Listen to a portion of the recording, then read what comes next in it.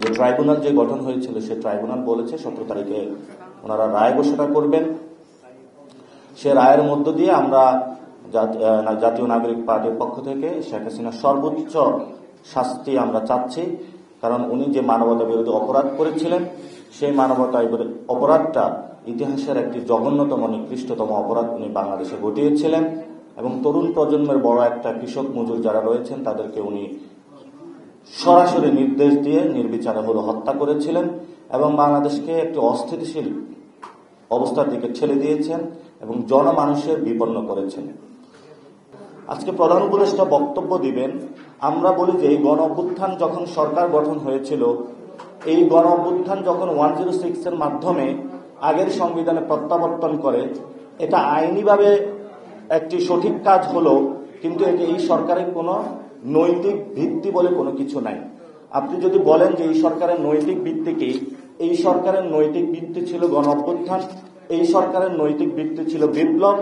এই সরকারকে যদি গণ অভ্যুত্থান এবং বিপ্লবের কথা বলতে হয় তাহলে এই সরকারের শপথ পাঠ সেটা জনগণের সম্মুখে থেকেই তাকে শপথ পাঠ করা উচিত ছিল। সরকার সে জায়গায় ভুল করেছিল এবং পরবর্তীতে যখন আমাদের সামনে আরেকটি সুযোগ এসেছে যে আমাদের এই জুলাই যে সংস্কার প্রক্রিয়াটা আছে এটার আইনি ভিত্তিটা কে দিবে, সে জায়গায় আমরা বলেছিলাম নৈতিকতার জায়গায় হলো ডক্টর ইউনূস দিবেন। এখন কে আইনটা দিবেন সেটা দুইটাই কিন্তু এক্সট্রা কনস্টিটিউশনাল জায়গায়, অর্থাৎ আপনি ডক্টর ইউনূসও দিতে পারে, শাহাবুদ্দিন চুপ্পুও দিতে পারে। কিন্তু আমরা বলেছি শাহাবুদ্দিন চুপ্পু দিলে লিগাল ওয়াইতে ফ্রেমওয়ার্কে এটা জায়েজ হবে, কিন্তু এটার নৈতিকতার জায়গাটা থাকবে না। আর যখন আপনি কোনো আইন তৈরি করেন নৈতিকতার জায়গা না থাকে তখন ওই আইনটা ওই সংস্কারটা জনবিচ্ছিন্ন আইনে রূপান্তরিত হয়। অর্থাৎ আপনি আইন পাশ করবেন কিন্তু যখন প্র্যাকটিক্যালি এটা ওয়ার্ক করতে যাবেন জনগণ তখন অ্যাকসেপ্ট করবে না।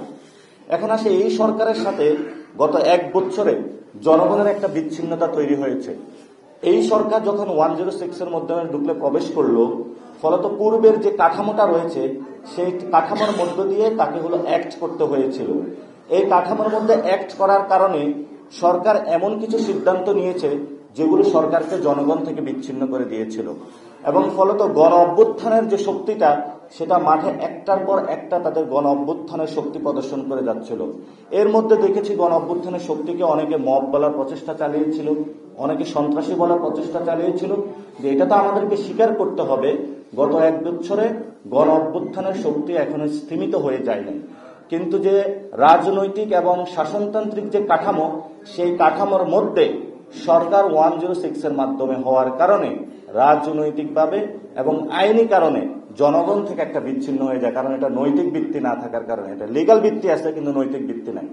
সরকার আজকে আরেকটু যদি সিদ্ধান্ত নেয় যে ইউনূস স্যার এটা সাইন করবেন না, আবার শাহাবুদ্দিন চুপ্পুর মাধ্যমে এটা উনি করাবেন, তাহলে এটা এই ভবিষ্যৎ যে সংস্কার প্রক্রিয়া আছে সেই সংস্কার প্রক্রিয়ার আইনি ভিত্তি থাকলেও নৈতিক ভিত্তি থাকবে না। এই জন্য আমরা সরকারের কাছে আহ্বান জানাই, আপনি এই আদেশটা জারি করবেন। আমাদের যেই শেখ হাসিনার দোসর চুপ্পুর মাধ্যমে এই আদেশটা জারি করবেন না। আমরা যখন জাতীয় নাগরিক কমিটি ছিলাম এবং বৈষম্য মিলে আমরা শহীদ মিনার একটি কর্মসূচি দিয়েছিলাম, সেখানে আমরা বলেছিলাম শেখ হাসিনার দোসর এই চুপ্পুকে পদত্যাগ করতে হবে। এবং যখন আমরা এই দাবিটা জানিয়েছিলাম বাংলাদেশের আপামর জনতা সবাই সাপোর্ট দিয়েছিল, কিন্তু সেই সময় একটি বিষয় আমরা দেখেছিলাম প্রত্যেকটা রাজনৈতিক দলের অফিসে আমরা নক করেছিলাম এবং তাদেরকে আমরা বলেছিলাম এই শাহাবুদ্দিন চুপ্পু যদি থাকে এটা ভবিষ্যতে হলে সমস্যা সৃষ্টি করবে। এই যে দেখেন এখন সমস্যা সৃষ্টি করার একটি পায়তারা চালাচ্ছে। ওই সময় যে রাজনৈতিক দলগুলো ছিল তারা সেই সময় যদি ঐক্যমত একটা জায়গায় পৌঁছত, আজকে শাহাবুদ্দিন চুপ্পুর যে সাইন হবে সেই বিষয়টা প্রশ্ন আসতো না। খালেদা জিয়াও তখন তো রাষ্ট্রপতি হতে পারত, আমাদের তো কোনো সমস্যা ছিল না। কিন্তু বিএনপি এই জায়গাটা বেঁকে বসে এবং অন্যান্য যে দলগুলো রয়েছে যাদের কাছে তারা প্রতীক বিক্রি করবে বলে ওই দলগুলোকে পকেটস্থ করেছিল, তারাও বিএনপির সাথে সুর মিলিয়ে ওই সময় শাহাবুদ্দিন চুপ্পুকে ক্ষমতায় রাখার একটি প্রচেষ্টা চালিয়েছে এবং তারা রাখতে সক্ষম হয়েছিল। এটা বাংলাদেশের জাতি হিসাবে আমাদের জন্য দুর্ভাগ্য যদি চুপ্পু এই সনদে সাইন করে।